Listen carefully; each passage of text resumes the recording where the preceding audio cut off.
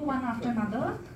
Just tell us where it all began, how did you begin your journey, and how did you find kind of the role that you have now in films, which is also very hyphenated and so many different hats you wear at the same time. Just take us through briefly, what it's been like and how did you come to where you're at now. So I basically started out as a theatre actor. So that's where it all began. I used to do it when I was studying. I was studying in college and I used to do theatre in the evenings. And I did commerce and I studied company law, but just didn't click for me. I have those degrees, but I never put them to use. And I was cast for this film, out of nowhere. I was just cast for a film, Naman, because I was active in theatre. And that was a turning point. That's it. Like once you've been on a set, you can never not go back to it. It's so wonderful and it's such an adrenaline rush to be on a set that I was like, okay, this is what I'm going to pursue, and that's it. I just didn't know how for the longest time. I used to just be an actor. And I think when I was doing theatre, I had thought that, okay, one day I'll direct a play when I'm maybe 40 or 50. That's what I had thought for myself, because I thought you need to be older and wiser to direct. And I thought maybe I'm not prepared for it. And that to a play, not even a film.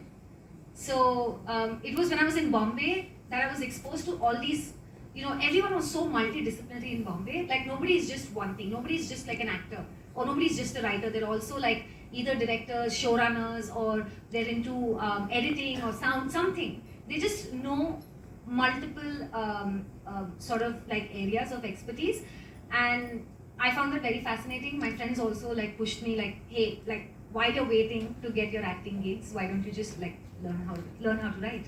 And that's just it. I just took up writing, and the first screenplay that came out of that workshop was Achar & Co. And next thing you know, agents had spotted that piece of work. They wanted to represent me and get it made, and that's it. Fantastic. That's amazing. I'm sure it's something that will give a lot of people hope that this is also possible, Yeah. But tell me about what was this workshop that you did, and how did a screenplay so polished kind of come out of this? How long did it take for you? So there was this team called AIB. All these comedians, there were some friends of mine who were working with them, and they had put out this fellowship for writers. There were two kinds of fellowships. One was the year-long process, and there was the weekend one. So just as an introductory thing, because I still didn't want to leave acting behind, I said I'll just do the weekend workshop. And it was headed by Mr. Satyanshu Singh, who most recently directed Black Warrant on Netflix, and has done Chintu Ka Birthday and has written poems for Udan. A wonderful teacher, absolutely wonderful teacher, because I knew nothing about story writing before this. And I didn't know how to convert a story into screenplay at all. So I was an absolute novice at it. I just went into his workshop and he taught us through examples of films and stories and screenplays. So it was very practical. And I think that really helped sort of get a faster understanding of the craft, So we did that over multiple weekends, and that's it. We had a task, we had to write something post that, and Achar & Co just happened to be that. And I had a friend who is my co-writer on the film, Kanan. He was free, I was free. We're like, let's just put this time to use and write something, and that's it. It was just supposed to be a writing assignment. Wow. And did it help being in Bombay? Do you think if you were in some other city, it would have been a different curve, or in terms of... Absolutely. I think that at that point, in 2016 at least, when I first took this workshop, I don't think that exposure was present here in Bangalore in terms of screenwriting, courses, filmmaking, in terms of, targeted specific courses which are not too long and just enough for professionals to just get started. I don't think that was there. And that is the reason I also moved to Bombay, because the opportunities were far more. You would be testing for projects that were in English, in Hindi, in multiple different languages, but in Bombay. So that was very fascinating for me, because it opened up a whole new world. And it was, I think, an eye-opening experience. And I'm an accidental director. I was never intended to. That was going to be my next question, the transition from being a writer, from an actor to a writer and then to a director. It was just this, I had written this script And then I was so particular about how it was going to be executed. That's it. It's nothing else.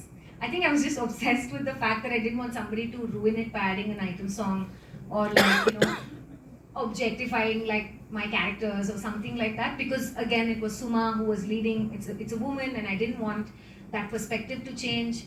So I was just extremely particular, and it got to a point where they're like, why don't you just direct it? And I was Wow. like, yeah. Okay. I was going to ask that it's a lot of faith that someone puts in you, a producer, let's say, puts in you as a director, and if you've never done this before, so how did that, was it the time they spent with you, how did they end up putting that faith in you? So it was actually my agents first. They were just scouting for stories that were not set in, let's say, any of the top half of the country. They were specifically looking for Southern Indian projects, newer voices, newer perspectives, and because I think at around that time, 2017, 2018, 2019, I think there was just like this overload of like violent, gore sort of series and films, and they wanted to see if there was something different that someone else has written, and that's when they were looking for South Indian projects. And it happened so that a friend of mine used to work in the agency, and they read what we had written, and they were really interested.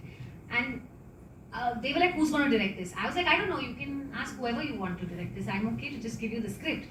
But that was the issue, that then I had like slight, I think, I don't know, I was definitely protective about the material.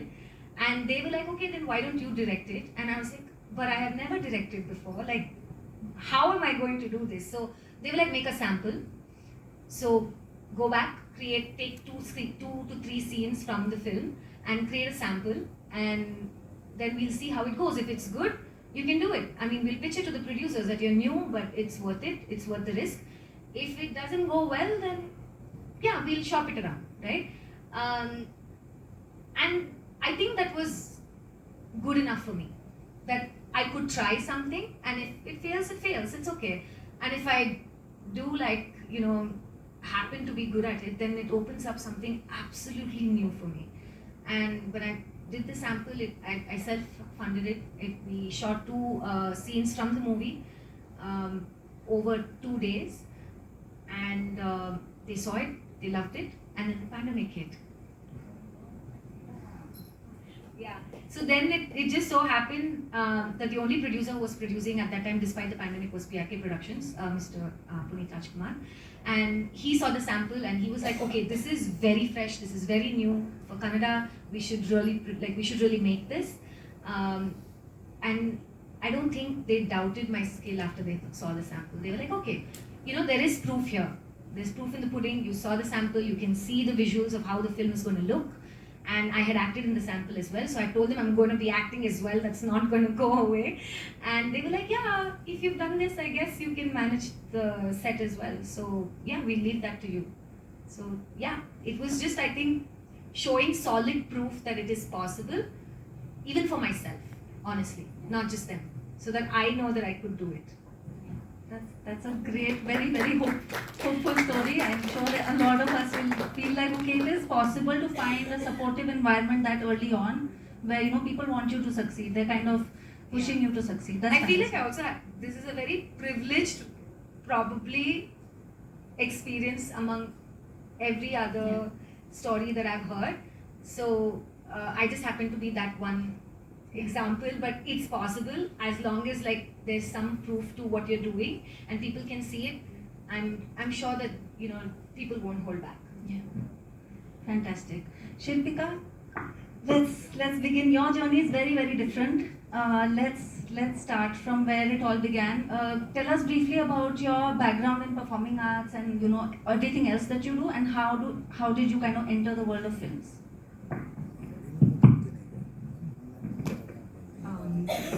I'll try. So I'm from Assam, and my journey started off with dance. So when I was 3 years old, my parents put me into dancing. So I was walking and dancing at the same time, and it started off with Indian classical form Manipuri. And then, the exploration of dance with folk and the classical form intersected at times in Assam. but I think I wasn't really sure of what to pursue. And academically, I went to the same college as you did, where I studied literature in Lady Shri Ram College. And around this time, I shifted to my study to Bharatanatyam. And I was part of a professional company with my guru, my teacher. And but I think that's the time that I really started questioning the study of movement, and I wanted more exploration. I was not, I felt limited by just the classical languages that I was moving in. So I went into martial arts, I went into a few southern forms and Chinese, Korean, Brazilian. So a mixed martial art kind of study of movement. And around this time I started exploring with my body, and I started creating choreographic original compositions, short pieces that I showcased to audiences, sometimes in very, very experimental spaces of the living room of my house, where I would call in a bunch of people. And then a slightly longer version of my work got staged in Delhi. And some people from the director of that time of National School of Drama actually was there. And we spoke a lot, and after that, I got invited as a teacher. And she felt that what I was doing was actually very theatrical. It was not just dance, but it had elements of physical theater. And somehow, I mean, I was very unsure. I'm like, what am I going to teach in NSD? And she's like, you teach what you're doing. And that would help the actor do theater movement. So I started teaching as well, and it intersected with theater. I started experimenting with voice and text and sound in my compositions. And so this journey with performing arts continued, and I was living in Delhi, and around that time, I think I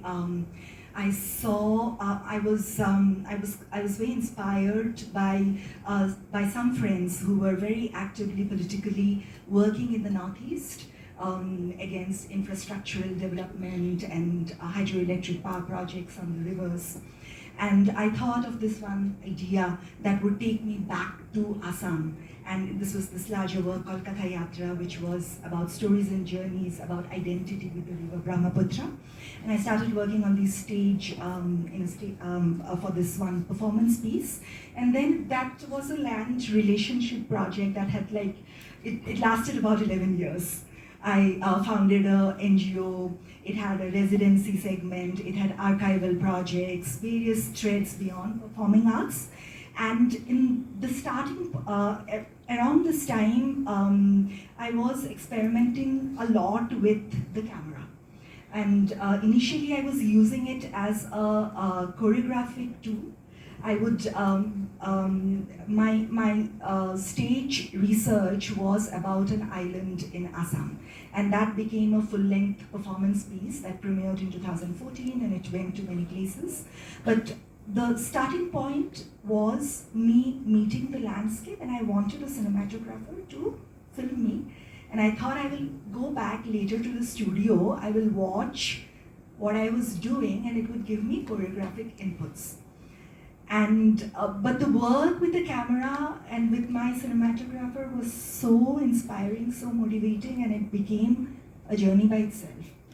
And around this time, so out of that shoot, I created a short film, and but I really did not identify as a filmmaker at that time.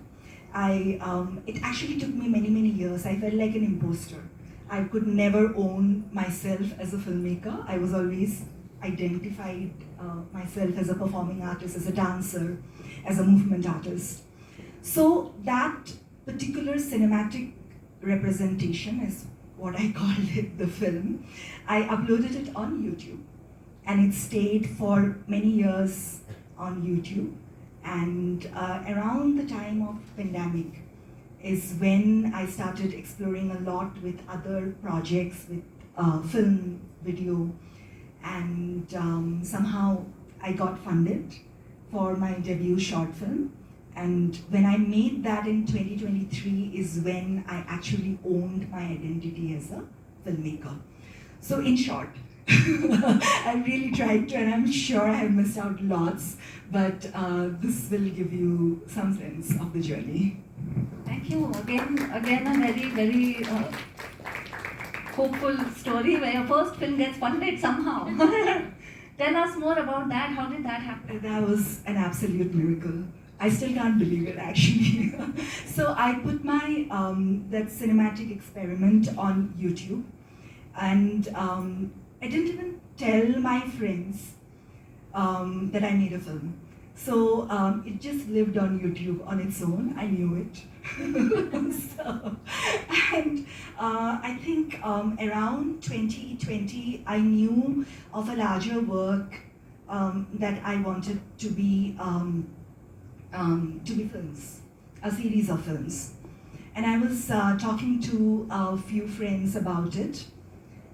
And suddenly, beginning 21, I get a mail from someone in Germany, and he writes to me saying that he saw my film on YouTube and he absolutely loved it, and he was doing a project where he was commissioning movers and dancers and movement artists across the globe to make short films around climate, around dance, and this was bang on with what I was working on. So it came out of nowhere, and it was literally 3 conversations. He said, I don't want to be called a producer. Just say supported by. You produce it, it's your work. And I was the producer, I was the director, I was also the performer. And complete freedom, and just do what you want to do. And he had done that to artists, and he picked me from India, out of nowhere. So this was literally a miracle. That's how it got funded. And actually getting that fund was the support that I needed to, to actually take that step to become the filmmaker. And immediately I could, I knew the kind of people I wanted to work with, but I could finalize my team.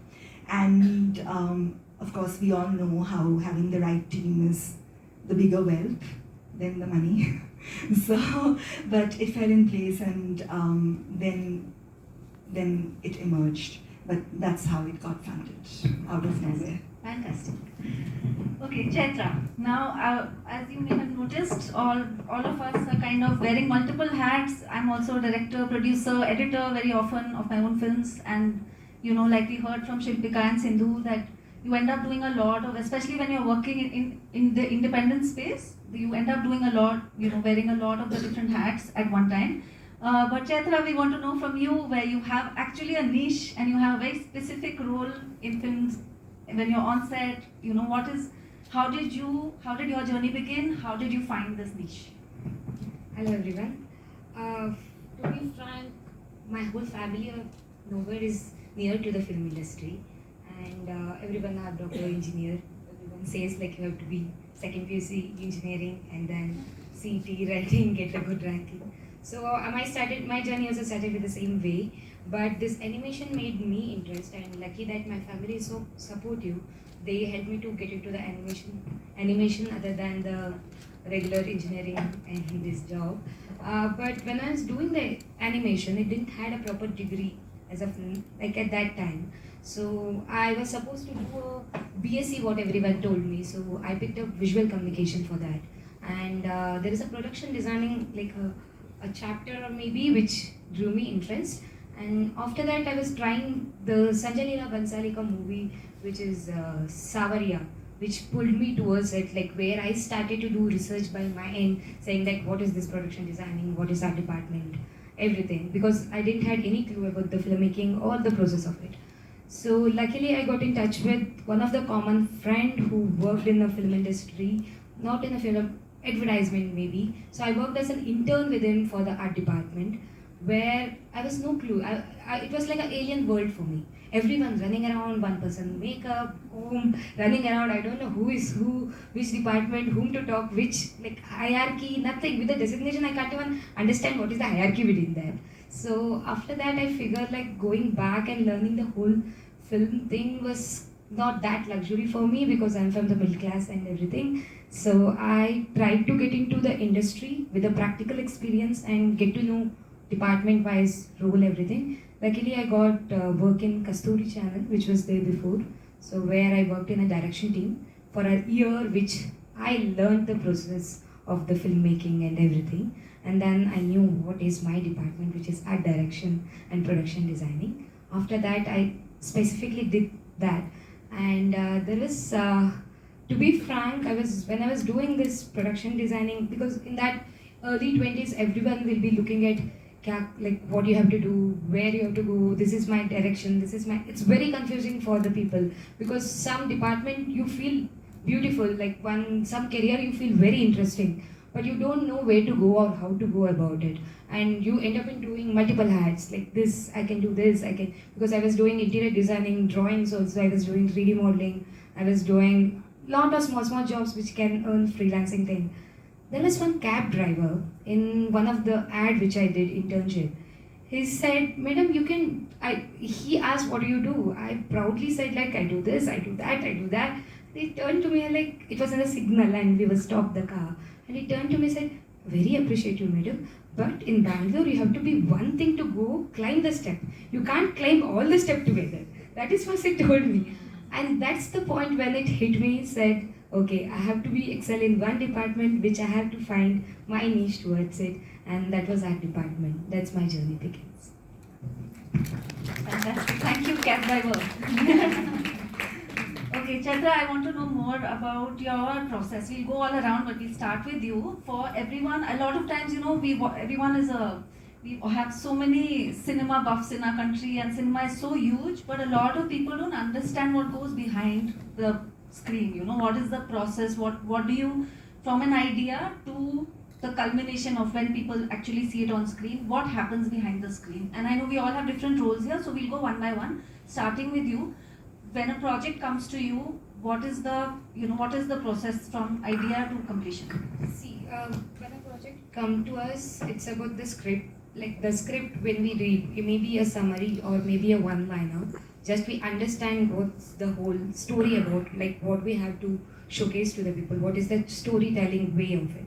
And then we take a brief from the director, what is the director vision towards it, how cinematic or how artistic, how colorful or how emotional, like there are different way you touch the film. It can be artistically, it can be with the performance, or it can be with the visual colors you see, or it can be with a lot of camera movements, like if you see the newer movies of action and all, it's all a fast cut, so it's all different way. So you understand by what the direction vision, and you understand what your point, like a department or a production designing, how the whole movie has to be for them. And then you start off to pull out some references and try to understand director vision, make a basic mood board, and then we pick up and we have another discussion with the director to understand both are there in the same page, and we put our inputs, and if they like the inputs, or after that inputs there is other idea or brainstorming which happens, and we come up with a new design. And we definitely take up pre-production time. So in that pre-production time, we work with the colors, we work with the actors, we understand what the character is. Like, for example, if there is a scene in the room, it's maybe the bedroom, and you can't just do one layer of dressing, like for the character of accountant or anything. So for example, you have dressed up the wall, you dressed up the bed, you dressed up the thing, and there is a proper emotional scene or anything is there. So you go detailing in that, where you dressed up the drawer. It's not seen in the camera, but it makes the actors to use the space, to live in the space on that time, and use the properties or use the detailing to come out new body language maybe, or the emotion maybe over the time. So those detailing we work prior to understand where the production value has to go. Like the whole movie is 60 minutes. In 60 minutes, where you have to put more money on the production designing, where you have to put more money on the camera or technical like equipments maybe. So like that we break down the movie and understand where the money has to go and prioritize that notation and work. And once the docket and mood board and everyone are in the same page, then our journey of execution start, where you interact with lot of labor people, very sometimes greedy vendor or irritated vendor, get to things done. And yeah, so that's the beautiful part of a journey where you do the execution part. Okay, I missed one more. So there is a budgeting session which is always we hate to do, but yeah, it's a very crucial part. And then we go on the, after budgeting approval, then we go on the execution.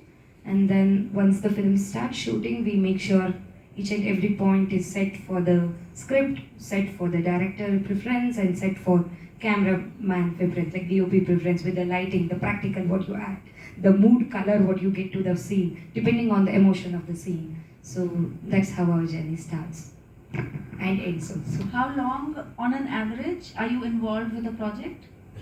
Like let's say a feature length film? See, in the feature films, it also depends upon the which era or how detailing you need for the production designing.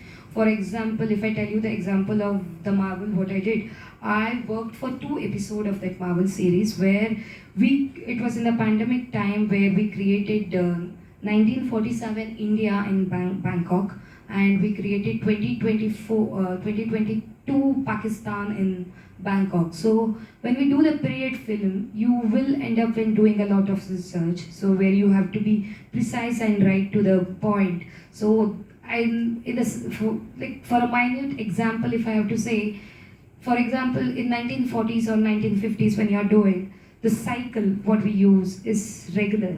It's a milkman cycle or a watchman cycle. At that time, it is a luxury. It's like a pulsar bike for that period of time. So you can't just randomly put cycle next to the security thing or something like that. So those kind of a small detailed research we have to do. It depends upon the film script also. If the script is more of a present, we don't have much of a research doing, but maybe a month of research, or maybe if it is more of a period or thing, you do more research. So researching is crucial for us to execute. So that will take almost 2 months or something. Execution depends upon the scale of the movie. If it is quite big, depends upon the production value as well as the scale of the movie. Yeah. Do you enjoy creating period sets? Yeah, I love creating period sets. It's like, see, the thing is, you don't have much of a reference to it. You always try to pull out. You get 1 or 2 references for it, and then you use your brain saying that okay, maybe that time of people, this is the important. You come up with each and every backstory for each and every prop. You keep it in your set. So that is very interesting. Shilpika, tell us about your process. I know it must be very different. I'm very curious to know from an idea to the finished film, how does it happen? Actually, in my filmography so far, I have done a few experiments before I made my debut. And I'm only 2 film old at the moment, and both are short films.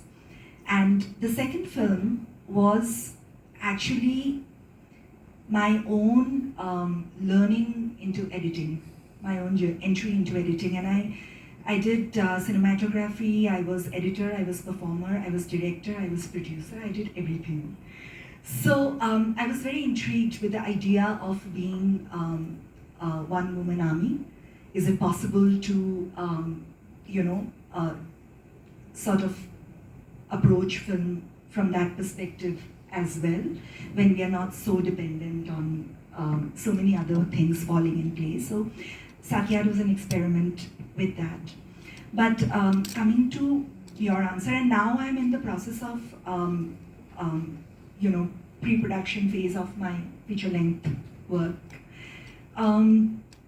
I think for me, even when I was making stage work, my storytelling as a physical theatre artist, as a movement artist also, I work in a very improvised way. It's devised performances that I like to do, and I don't have a pre-written script. So even in my films, I don't have a script, I have a synopsis. And right now I'm speaking to a few friends of mine who as likely producers, and they're like, we have to have a script. I'm like, I don't want to have a script. You know, we have a synopsis and we don't need a script. We can go ahead without a script. So, so I think for me, it's really about really strongly knowing the idea as a starting point, and a lot of research into the language that the film will have in terms of the body, in terms of the color, in terms of the feeling that it's going to bring across light and all of those things. So that's the research that I put my head into, and a lot of those things, and also going on shoot is it's really an adventure for every film, I'm sure. But for me, it's literally also going on location without having a choreographed movement. It's not having a dance sequence that I go to a forest and I replicate. But it's being in that environment, immersing in that environment, and having a relationship in that particular space to have something downloaded and emerged at that particular moment. So it's a process of really of emergence and really being present. And the script for me gets created much later. Of course, as during shooting also it's getting created, but the final choreography is on the editing table, and the final script is on the editing table. And the first film went into fiction film festivals as well as non-fiction film festivals as well as dance film festivals. So I think I mean, if I have to summarize it, it's really interesting for me as an artist, as an artistic research, to not have a position. You know, I'm very interested in breaking a position, in in what is it if we don't take a position, how do you embody something, and really be in that research of becoming something as opposed to being a product that I have to sell, that I have to, so I like to see the film as not a product and as not something that I'm going to sell, but an artistic research and a journey and an immersion. So devising is very important to me. It's beautiful. Thank you for sharing.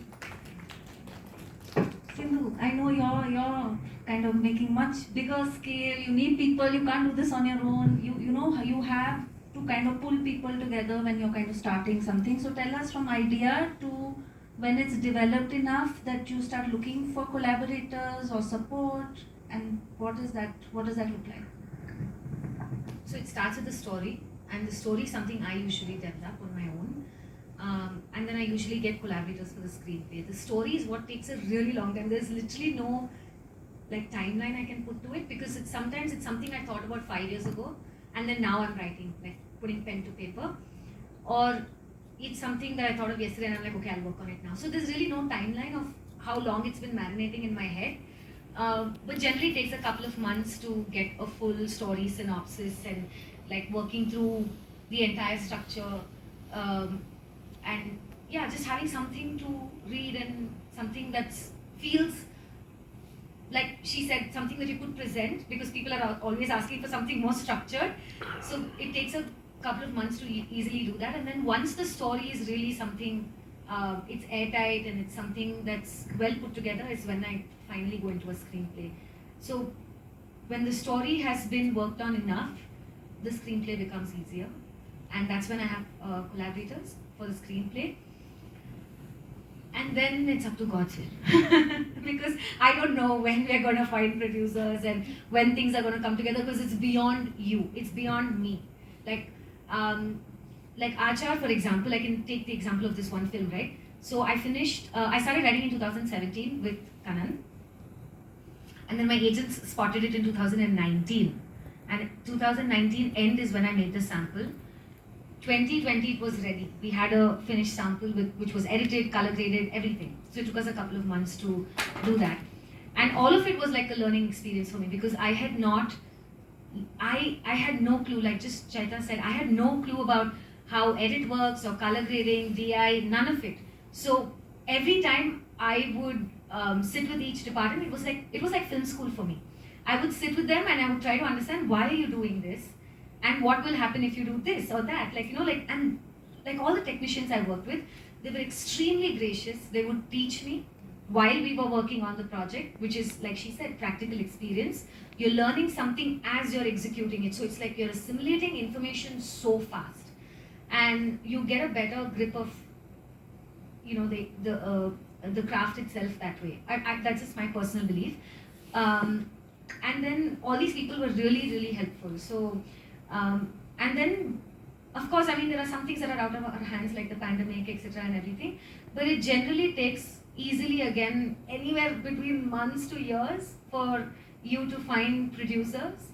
There is a film that I'm doing now, which I actually sold 2 years ago, but I'm getting to make it now. It also, because there's so much time that goes from when you sell it to a producer to when it can actually go to shoot. So the timelines of everything is just, it's beyond you. It's something that you cannot dictate at all. And the more you try to control it, the worse it's going to get.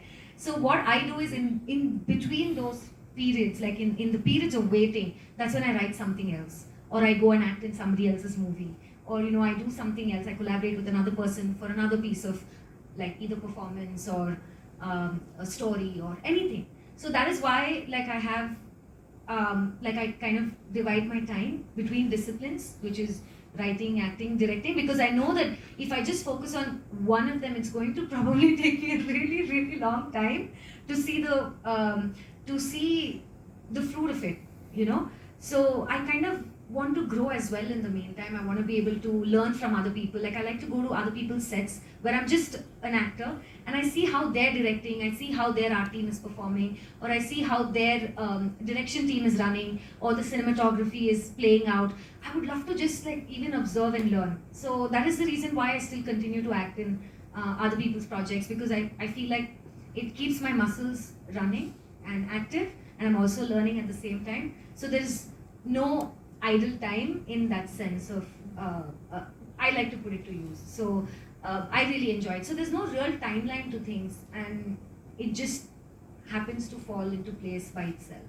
But yes, once you do know that, okay, we're going into shoot, you generally typically, again, like she said, depending on the scale of the project, and the scale of my projects have been quite small, we usually have 1 to 2 months of pre-production, and then we have max 2 months of shooting, anywhere between 30 to 45 days.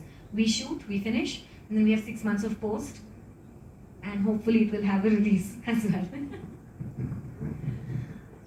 Tell us about the importance of community. I know you mentioned that being in Bombay sort of exposed you to all these opportunities, opened all these doors, or sort of you have these people around you trying to do the same thing. Of course, being in a city like that helps, but just tell us more about the importance of community and how people around you help shape your career path, or how do they contribute or support, and also in terms of networking, finding creative collaborators. How important is this? I'm actually an introvert, so I don't really network. I just sort of have friends who happen to be very generous in terms of their time and interest in what I do, honestly. Because nothing was deliberate. It was not like, oh, I know Chaitra, she does this, so let me go be friends with her. It wasn't like that. It was just that we happened to be friends. I happened to be friends with people who happened to work at an agency that was looking for writers, and I happened to be connected. So it's all beyond my control, really. But what I really enjoyed was that I was surrounded by artists. Performance artists, writers, filmmakers, artists of various kinds, and that keeps you going, because like you said, it's nice to hear a hopeful story. It helps fuel you to keep going.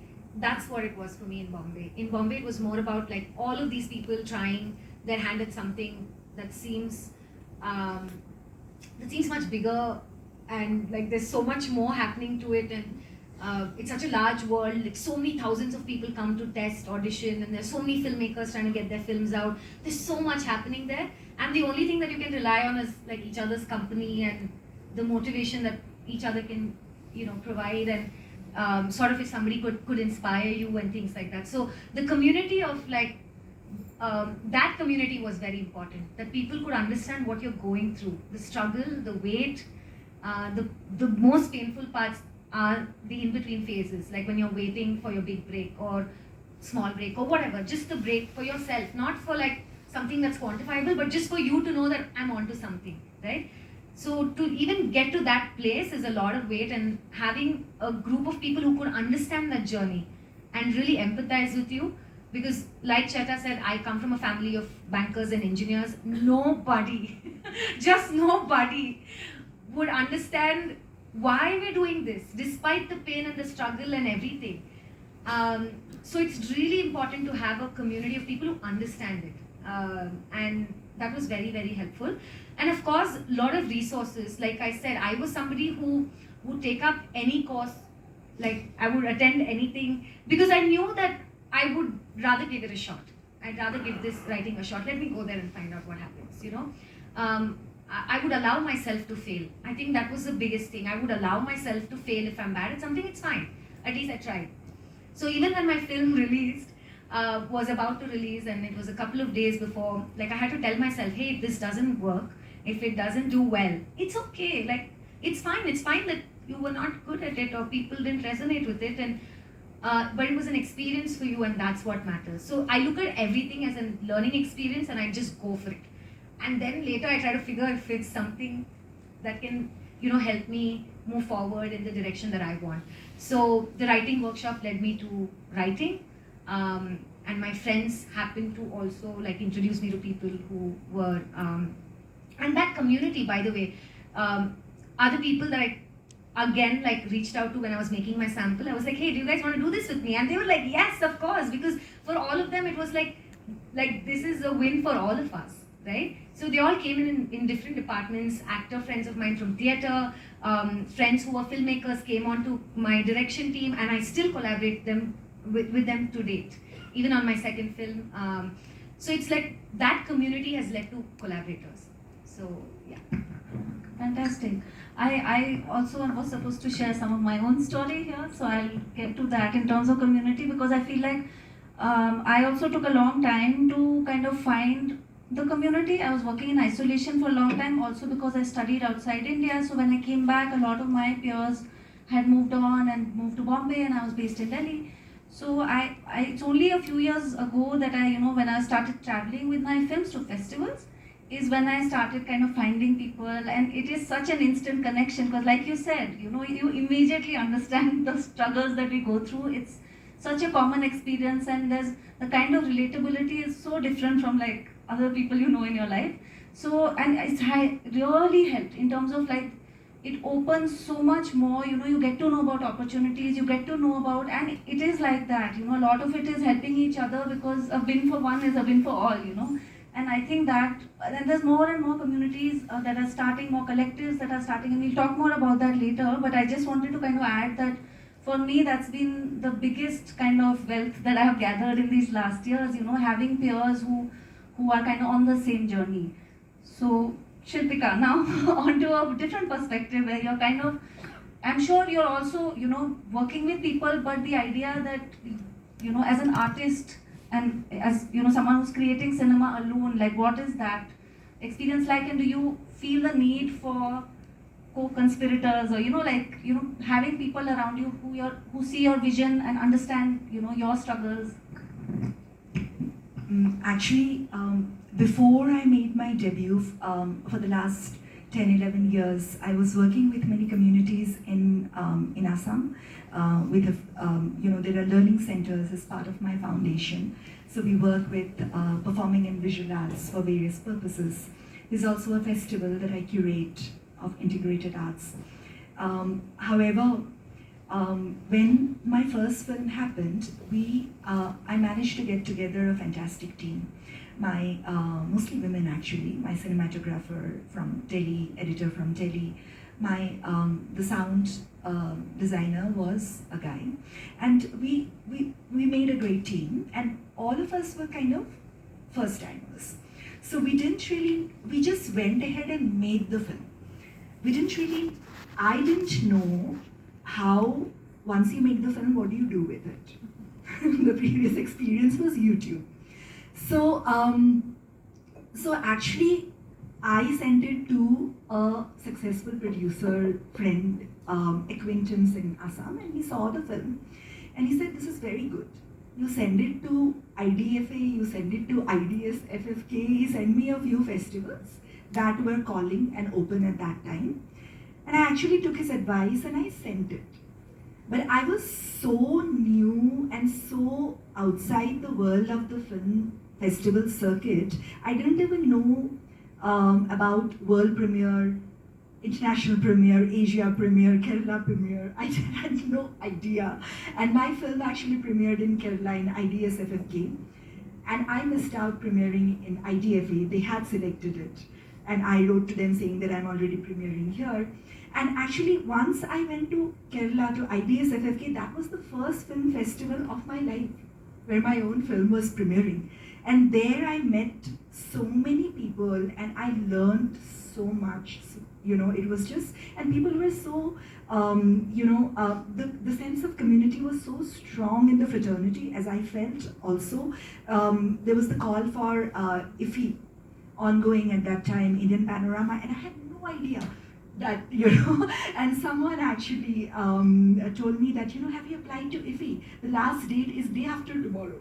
So I'm sitting in Kerala in Trivandrum day after tomorrow, and all of us got together and we made our application, and we got selected also that year in 23. And all the suggestions of film festivals have come from the fraternity, and my whole journey with festivals and with getting to know people has been through, it's very new. And I'm still learning, and but it's just that the process of research is such a alone journey, There, I don't think, end of the day, the individual vision, the individual journey is alone.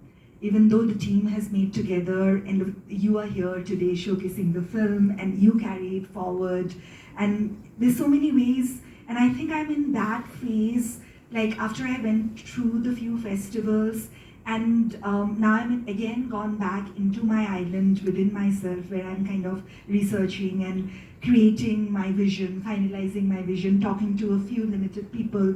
But I'm feeling it. I'm feeling the need to talk to more people now.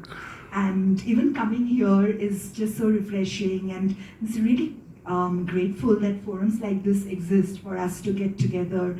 And even the previous time that I came to Bangalore Film Festival that they had done, it was so well done, and you met people, you had conversations, and I think, yes, artistically, I might choose to go solo on a project, but the community is really, really important. And sometimes, it's people, the community stand for you, not just with money, but with so many other kind of, like you said, the wealth. And even now, like, suddenly there was this one reason that I had to make a portfolio. And it's a friend who's working, doing that. And I think it's really a fabric. And I really want to work on that more. I really want to work. I mean, we spoke a little bit, and then I kind of disappeared.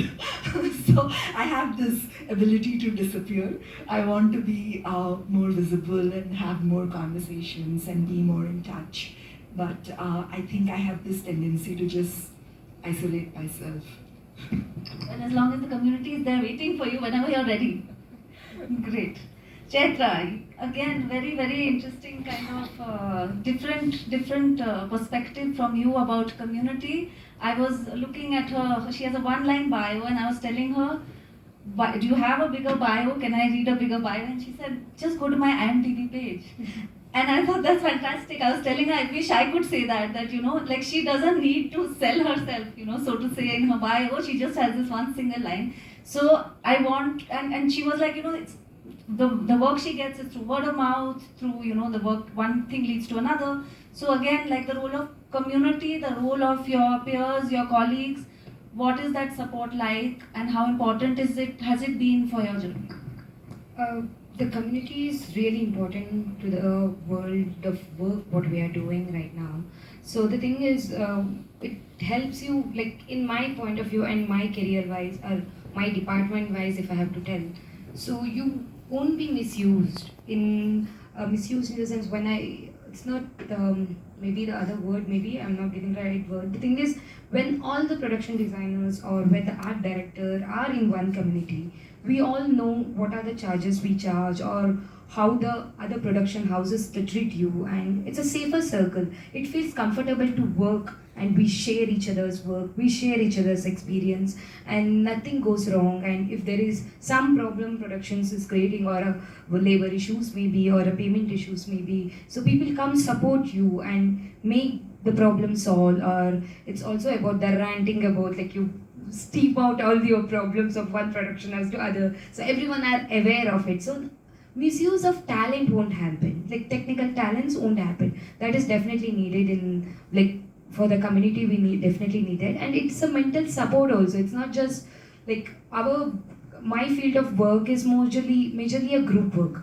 It's not, I can't be a one person army at all. I can't lift a furniture, I can't nail the door. I need my carpenter, I need my painter, I need my whole team. So for me to have that team to take it forward, I'm responsible of 10 people and the production house is responsible for another 30-40 people. So that responsibility shouldn't be taken that lightweight. And you can't treat any other department or any, for that matter, any team member for that matter, shouldn't be taken lightweight. It should be give and take, take respect and give respect. That's the main agenda should be. So in that way, if the community is there, there won't be miscommunication or misunderstanding or taken it lightly or leave away things. So in that way, I think definitely we need a proper community and to be aware of what is your role and not to do extra work or not to do less work or to understand what exactly the work of the whole process of it.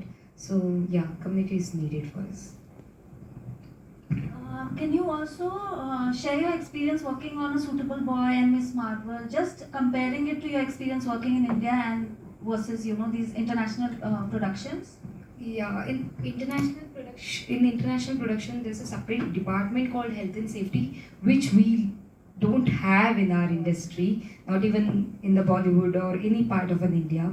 So this Health and Safety, what majorly their work is, so they used to take each and every crew member, saying that what their role and how they have to be, like how important of their role in that filmmaking becomes. For example, if I talk to, like if I I'll tell you example of our department if you can understand, like to the point. So for example, we do the dummy weapons. So for the actors to hold or for the things to do, so it shouldn't be sharp enough so that it hurts the actors. So those kind of a small minute detail how we have to take care. And the kids are there in the set, so we have to be mindful about the wires, the live wires. If you see in our sets, it's always two cable which comes out and it will be in the loop board, nothing with the pin or nothing with the thing. So those kind of a health and safety, even for the art department or light department for that matter, they climb or they walk on the small ramp on the top or a catwalk.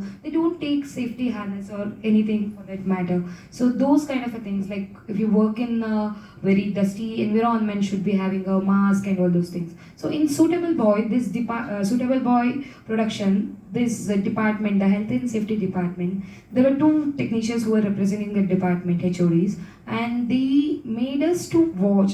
They made the whole production stop and made us to watch 1.5 hours episode of how to do and what not to do in the production. That was really great.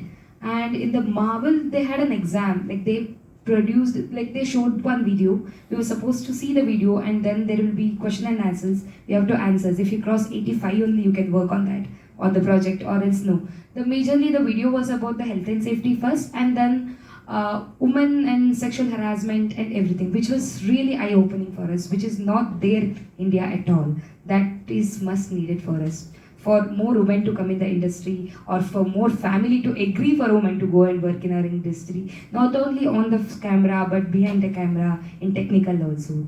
That helps a lot. Like it makes a community there, someone to take care of everything. It's not like parents will be always scared of film mein kaam kar raha hai, kya kaam kar raha hai? So that kind of an attitude times. Can I just add something? It also, when she was talking, it also made me think, another extension of where community comes up for us is in our subjects in the non-fiction category, because we are going and we are working with a community, so you're never really alone in that sense, and how you're working the sensibilities of working with that particular environment, ecology, ambience, so that is a very, very strong negotiation of working with community, and that's also a relationship, and that's also a collaboration in that sense, without which it doesn't work. Chaitra, you are already, like being a production designer, you are head of department. That's your niche right now? And is there, do you imagine a different role going ahead? Like in the future, do you imagine maybe evolving into a different role, or taking on more responsibility or different responsibility? As of now, it's a production designing. It's a full plate work, like full work, like 24/7, no sleep kind of a work. But I feel like definitely in the future, I would be good producer for sure. So that is what I always think of. I wanted to be a producer for a film. We need more women producers. Yes. I also miss a lot of women producer in this part of industry. There are more in the north, but not here. Sindhu, would you also be interested in producing, and why do you think we need more women producers? Like what will the industry look like? What will the films look like if we had more women producers? I think there would be more stories that wouldn't be assessed for like commercial viability, male gaze, and those kind of things. Like right now when you go to producers, they'll be like, I feel like they don't have that understanding of like when it's either women centric or it's something else. Like it's a regular film or it's women centric. I don't understand like why a woman centric film can't just be a regular film. So that demarcation is there, and they're like, oh, we don't produce such kind of films. And I'm like, okay, like the films that are around female narratives doesn't necessarily have to be non-commercial, or they don't necessarily have to be only artistic. They can be both, and they can just be content in general, good content in general. So I think that understanding will come with hopefully more producers in general, younger, newer producers, and also maybe women who are producing. I think the stories that can be made will be far more richer. Are you interested in producing? Hopefully, someday. I feel like there's a lot going on already, and production is something that is no joke. Oh my god, like it's nerve-wracking. I tried to produce my sample, like I said, the 2 days, and like Shilpika was saying, I was doing everything. I was line producer, I was director, I was writer, I was actor, I was also hospitality. I was doing everything. I just got actors to come and lightmen and like the cameramen to come, and I was doing everything else, and it was so exhausting. So I completely empathize with her when she says she was like a one-woman army. It takes a lot. It takes a lot. And I think that should be actually proof enough that women can work in these industries, and they're so talented and they can do so much. I don't understand why there are no, like, there have to be more women like who are technicians and etc. Because on our film as well, like in Achar, we had an equal ratio of men to women in the technical departments. Because at some point, like, it was me, I was directing it, my producer Ashwini Puneet Rajkumar ma'am was again producer, Bindu Malini was my music director, then we had a sound engineer who was a woman, and then our stylist was a woman, like, and then to exactly equal to that we had a production designer who was male, cinematographer male, so it became like an equal ratio, and we were so happy with that because it just so happened that we created this very equal environment. And that felt really good, because I was on sets before as an actor where I was the only female on a set of 60 to 70 men sometimes. Like no ADs who were female, or no, except for your co-actors once in a while, there were no women technicians at all. And I think it has partly to do with what Chaitra was saying. We need to have like the Vishaka rules and committees that also should be set up on sets, which we had in the previous film and are going to have in the next film as well, so that women can feel safe. They know who to approach and how, and also for people to be briefed in general of etiquette and behavior on set. And just because this is a creative field doesn't mean that there's no structure or there is no hierarchy or there is no rules. There are rules, just basic human decency at least, right? So I think it's important to create safe environments for women, so that they can come forward and be like, take up like even technical roles, not just on screen, right? Because that's the only thing people are aware of and they're exposed to is, okay, an actor, you know. But there's so many more roles like production designing, sound, editing. There's so many wonderful departments, and it's very fulfilling work that I think people can access if they feel like they have an environment that's safe enough to work in. Let's hope that we are alive when that day comes and there's gender equality in the workplace in films. We have to wrap up and we'll have some time for Q&A. Just before that, very quickly, if any of you want to share any organizations or grants that have offered support or you have worked with in the past that young people can kind of, you know, people who are emerging filmmakers or just starting out can look up and find more information on. If there's any names you want to take of grants or organizations. I mean, I don't know grants, but one of the things that I did, because Mr. Satyanshu Singh was our teacher at for screenwriting, he asked us to like kind of copyright all our work first. Whenever we write something, copyright it. Like go to SWA, which is a Screenwriters Association. They have a website. You can become a member and you can register your work. Even if nothing, it's just for you to know that this material is protected and that you'll be safeguarded in terms of any disputes, etc. So safeguarding your work is extremely important, because there's a lot of ideas that float around, and at some point everybody forgets where that idea originated from. So it's good to sort of have that sort of structure to copywriting your work. So that is that, and because of that I got exposed to the fact that they have a lot of workshops. They have so many workshops for writers almost every month, and they also have industry professionals coming in and taking master classes. It's extremely helpful, and a lot of this is online, so people around the country can exactly access. You can do it in Bombay if you're present, otherwise it will be live streamed, so you can access the online seminars as well. And they also have something called the lab, the script lab, which I applied to as well myself. And that lab, again, it opens for both web series. It's mostly fictional work, so it's for both web series and for feature films. Every year it alternates, like whether it's for a feature film or a web series. And you get exposed to this because once, like, my script was among the 6 that was selected and that won the lab. So we got suddenly exposed to directors like Vikramaditya and like Shakun and etc., all of them. And we had one-on-one sessions with each of them. They read our work, they were giving us feedback. So now that opened doors to like so many more places. So these labs really do help, because the jury on that, if they're impressed by like your work, they do tend to like meet you again. And then of course, because of the script lab itself, they had a pitch fest. So where we got to meet 25 producers, the top 25 producers in the country to pitch our films to. That's where I found the producers to my next film. Fantastic. Fantastic. Thank you. Okay, we'll take questions. Anyone? Do we have a mic?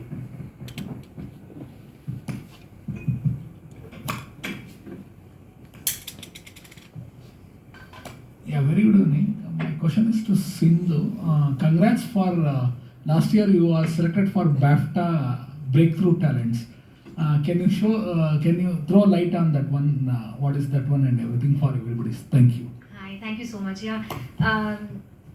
Again, this is something that I had no clue if I would even get to be a part of, but BAFTA has this breakthrough talent that goes around almost every year from across the world. Every country there are participants chosen for their breakthrough project. So I had applied with Achar & Co because it was something that I had written, directed, and acted in, and I thought that was the right project to enter the program with. And I think it was the only Kannada project that went through as well. So I'm among the 9 of them selected from India. So what that program does now is it helps us network, which I'm so terrible at. They put us in touch with like people we want to speak to, producers, actors, writers, anybody you want to collaborate with from around the world. They help us connect with them and try to see if we can learn something from them, if there's something that we can get educated about in general, about their process, and learn from their expertise in general. So that's what's happening right now. In fact, we had like a roundtable a month ago with Siddharth Roy Kapoor, and recently it was with Guneet Monga. So they keep trying to connect us with industry professionals so that we can grow. So their main aim is to take people who are fresh off their projects, like maybe 1-2 films old, who've even Varun Grover is on the list. For example, he made All India Rank, which was his debut film. Even though he's been a writer for many years, that was his breakthrough project for this program. So we just get connected to industry professionals. So I really enjoy that, there are labs and there are programs that can really accelerate your journey a bit more. I mean, sometimes it works, it may not work, but it's worth trying. One more question, maybe?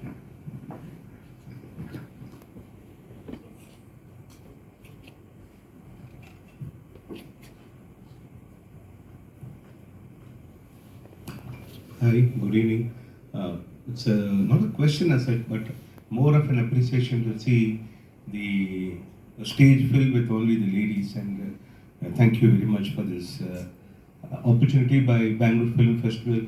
Mr. George Kuti has to be appreciated for this program. Everybody give a big hand for that, please. My name is Vishwamitra, and I am also an upcoming filmmaker. But when I hear to your stories, it is so rosy and it is so fantasy filled. I have met Sindhu on as a film screening in BI's Bangalore International Center, and nice to see all. It's very rosy to see. It's not so rosy in real life. Sir, I'll share my struggle story outside. No, it's not for me or you. It's for people to know the reality check. It's quite a challenge. Now, only one small clarification. Sindhu said she sold the concept and it has taken a year's time to execute. When that sold concept has to be defined, just for my understanding. And I'll just finish. The movement dance is super. And you being from the film school, that's why I sat back. Film school people speaking, let me become a student once more. And designer, very good.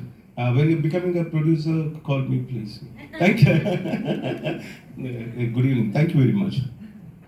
Yeah, so I had written the story, the screenplay was ready. I won the lab and I went to the pitch fest, like I said, and we had about 10 minutes with each producer. So it was like this entire hall filled with 25 cubicles. We had to go to each cubicle. We had 10 minutes to pitch our story. And we were doing the rounds that day, and one of the producers, after he heard the narration, he just said, I want to buy this film. So so when he bought it, he bought the copyright and he bought the material itself. So now the producers own the copyright. So we intended to, of course, go on floors in let's say the next 6 months and everything. But you know how films are. I mean, it always takes a lot of planning and a lot of hurdles come along the way. Investors sometimes are ready, sometimes they pull out, sometimes it's the weather, sometimes it's... Yeah, so many things need to fall into a place for a film to come together. So it was mostly that. But yes, when I do say that, okay, you have sold something, it's usually you have sold the copyright to that material and you've sold the material itself to the producer. Yeah. Just one word I would like to add. I will repeat the appreciation sentence I made for Sindhu's film Acharya. Though you people are saying we should not productify, objectify and all that, for me, Acharya & Co. was more of a South Bangalore product. It's marketing South Bangalore culture. Why I say this is, if you don't know your basic roots from where you're telling the stories, it will become like one of those Raj Films, and who is this Raj? Raj can be anybody. Yeah. Well, Yeah. Babu can be anybody. It is a two-way sword. You need the ground. At the same time, it cannot be confined to one level. So the product is happening, but it is open. It can be interpreted and understood by everybody, is what I would say. The very fact of question is to tell people the reality is little harder, but you can still try. Thank you. No, absolutely. I think what you said is 100% true. Your story needs to be grounded in some place for its characters to be more specific, alive, and feel relatable than becoming generic. Then they don't have any root. Then you're like, okay, this makes like it doesn't relate to anybody then. At least you relate it to somebody and then let people resonate with it as they go. So yeah, I think the more rooted the story and the characters are, I feel they'll resonate better. Absolutely. Yeah, thank you so much. Thank you. Thank you so much, guys. Thank you so much, panelists and Surugi, for moderating this beautiful panel. Yeah, we'd like to present a token of art gratitude to you guys. I'd like to invite Sarah to present our gift to Chaitra.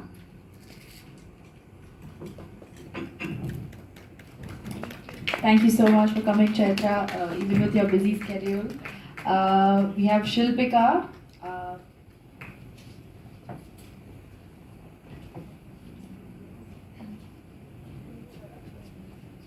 Yeah. Thank you so much, Shilpika, for making it, for sharing your thoughts. Yeah.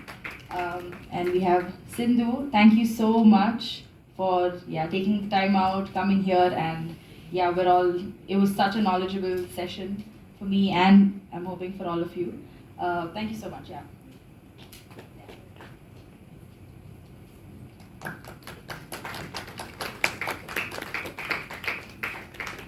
And we have Surabhi, whose film was also screened here. And all the panelists will be outside if you guys have any doubts or anything. But thank you so much, Surabhi, for flying in all the way from Delhi for us. It's such a nice, we love having you here, and we hope to have you here more. Thank you so much. Thank you. I thought she's not getting one. Luck is rubbing off. Thank you so much, guys. We break for a quick 10-minute tea break, and we will be back for our closing film, Cinema Pe Cinema, at 5:15. And we will